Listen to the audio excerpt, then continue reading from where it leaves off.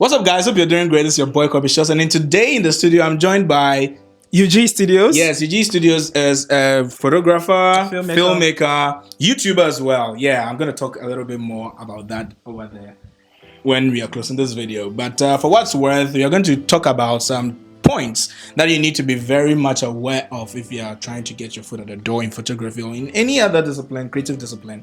You need to be aware of these ones because they transcend even more than these ones, and this is just to get you prepared, the basic fundamental points that you need to be aware of, so that when you're getting your foot at the door and you meet them, they wouldn't catch you by surprise, but you'll be ready for them and well equipped to battle against them. So yeah, without much ado, let's get into the first one.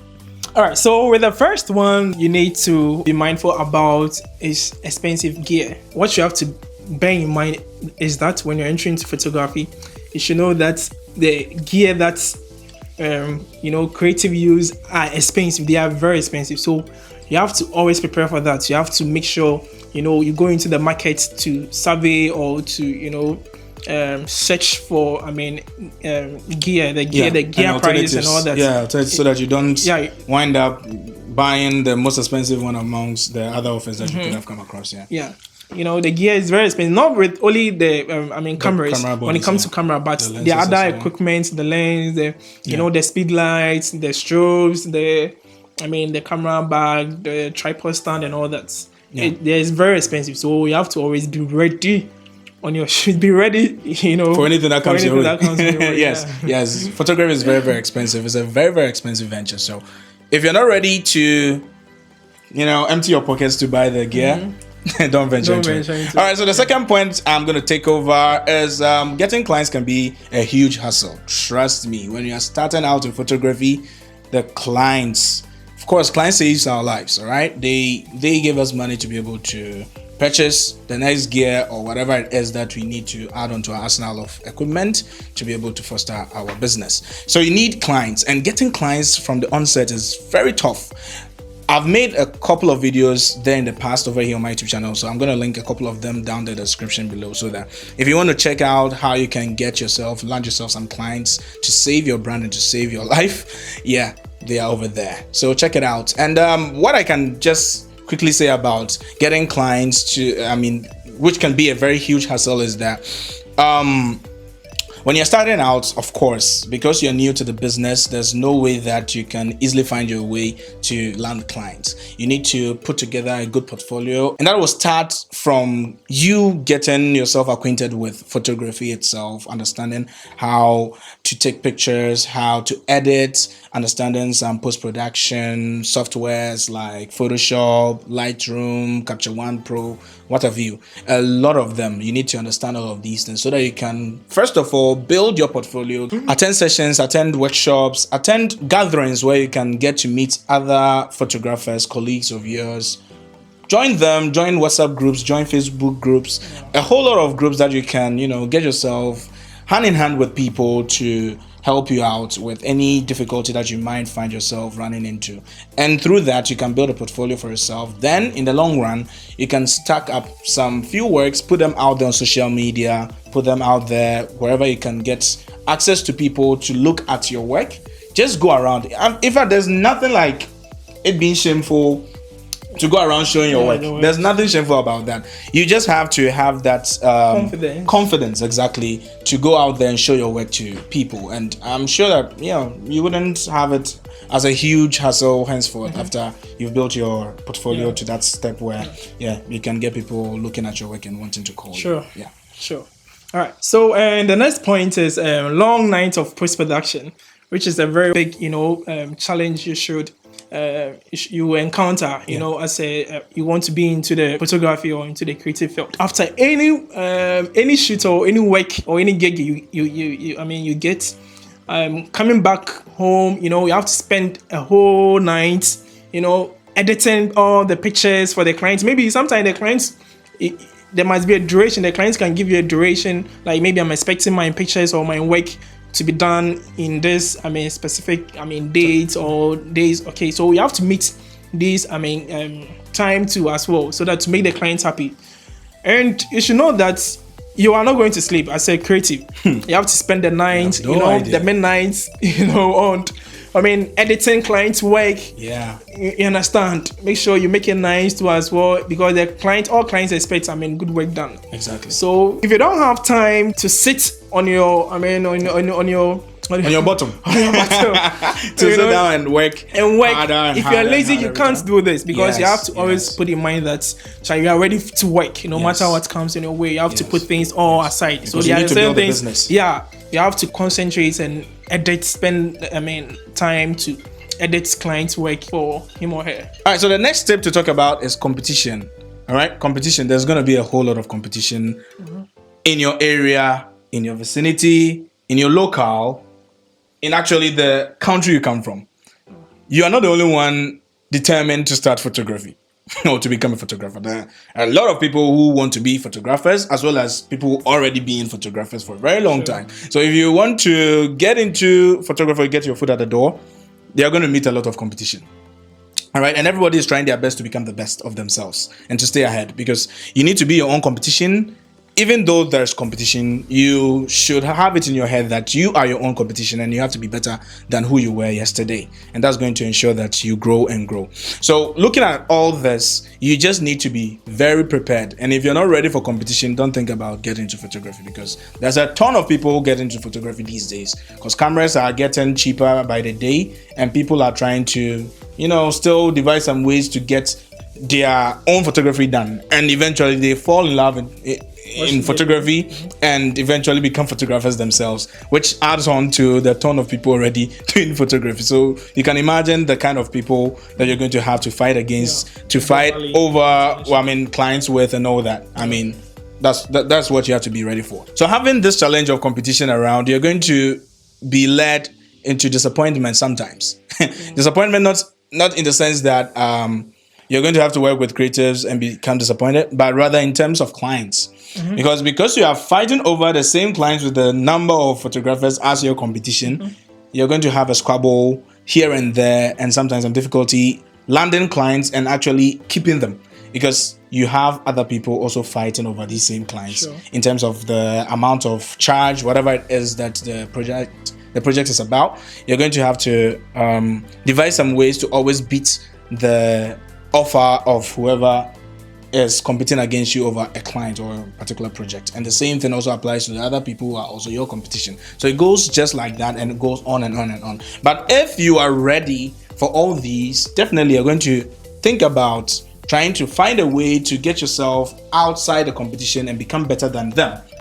And it wouldn't matter how much you'll be charging, but if the right clients is what you are targeting, or what you're targeting, you're going to find them, because people nowadays look for quality over quantity, or they look for quality over cheaper price with not the best productivity or not the best efficiency.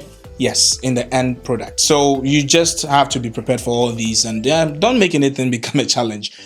In every venture, there's going to be challenges, but you always have to be ahead of the challenges and ahead of yourself than you were yesterday. So yeah, that's about that. So notwithstanding, I'll add this point to it. Clients don't pay on time. If you're not ready for this, have no idea. Clients do not pay on time. Actually, this is one of, big challenge that's, as a creative, you're gonna face with your clients. Yeah. You see, because there are some clients that will always wait to pay at the last minute, at the last minute show, which is not, a good attitude. You see, so as a creative, you have to also, bear in mind that clients do not pay on time. So always don't try to rely on clients. After talking to your clients, after booking whatever based on the project and all of that, don't put your trust on clients. That you are waiting for the client to, pay the money before, you start working. And sometimes even I want to chip this in quickly. Sometimes you get convinced by the clients that, why don't you just start it, and in the middle of it, or maybe at the end. It's not 100% assurance. Trust me, there's no guarantee that there's no guarantee. Because me, for instance, I've disappointed in so many ways by clients. I quite remember just recently a client, talked to me about a project, and the client talked to me, we budget for the project and all that, and I was waiting for the client, because at that time I had another gig which was supposed to be done, but you know, I put it aside because I was hoping that the client is going to pay me for me to, you know, do the work for him. But it got to the day and the client just told me that it's not coming on. You see that then? I've lose the job, I've lose the work that I was supposed to do.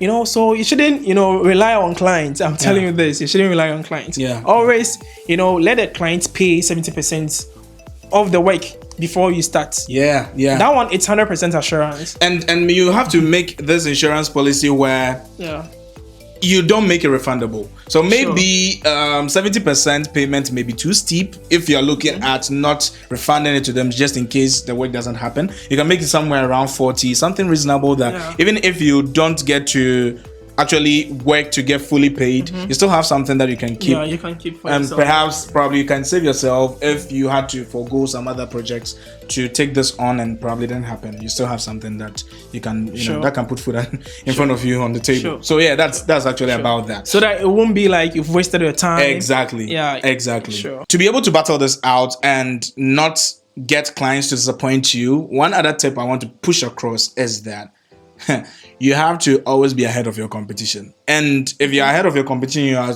the best in what you do. I mean, there's no way that you can say this and your client will have so much trouble about it, because you know your worth and you know what you are supposed to earn from whatever project it is. So if you say something, this is my charge, this is how much I'm charging. If you're not ready to pay that, I'm not going to do it. And you have your foot stamp, I mean, on something, you have firm grounds that this is how much you're worth and you're ready to take this much because this is what you deserve and you know that this is what your brand is worth. So work on your brand and your clients wouldn't have so much to say about, I mean, how much you charge, and they wouldn't give you trouble. Yes. Sure. Okay, so with the next point, I'm going to start with asking a question. How can you be the best in what you do? Good. If you want to be the best in what you do, then you have to keep up with the technology. You know, in this right now, the world is globalized. You know, we are in a globalized and changing all that. And each and every day, new things are coming into the system and all. So you have to keep up with the new technological things that is emerging into our contemporary times. And what are the things you can keep up with? Learning on the internet. You know, you have to look out to people that are into the creative work, that's the photography or videography or filmmaking and all that. Look at their work, what they are doing, the kind of equipment they are using in their work and all that.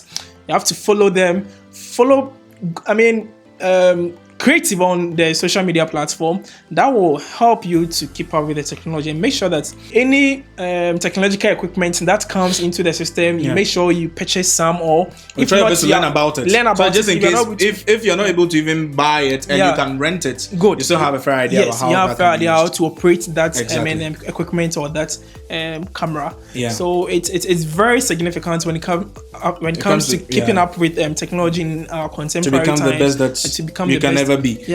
These are actually a whole lot of things that you have to be prepared for. You need to be prepared for all of these. I mean, you had something. You have something to say. I want to say that keeping up with the technology will boost the creative, your productivity skills when it comes to client works, respect to client works when you are working. Adding on to the hassle or the difficulties in keeping up with technology, you also have to be ready to patronize new softwares. I mean, when softwares are released, even later ones that you used to use, let's say there's a new release of Photoshop, you need to find a way to get your hands on them and to experience the new features that they've added on, because of course the new features are always meant to facilitate your efficiency and it's going to help you out. So be ready to keep up with it. And sometimes you even have to subscribe to such softwares. You can't buy them, sometimes you subscribe, but you get your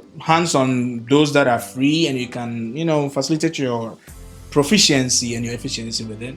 You just have to keep up with that. All right, so these are the points that we wanted to raise so that you can keep yourself in the know, so that if you want to venture into photography, you can be prepared for whatever that may come your way, because trust me, it's a very difficult venture to get ahead of. So if you want to be the best that can ever be, you need to be aware of these ones when you are getting your foot out the door. Even for those who are already doing this, Eugene and myself, we need to always be ahead of these points because we are also affected by them. So yeah, this brings us to the end of the video. If you enjoyed it, please give it a thumbs up. Subscribe to my channel. Subscribe to UG Studios channel as well. I'm gonna leave it down there in the description below. So do well to check him out. He has awesome content for you guys. He's gonna come up with a lot of them. He just started his YouTube channel by virtue of my pressure.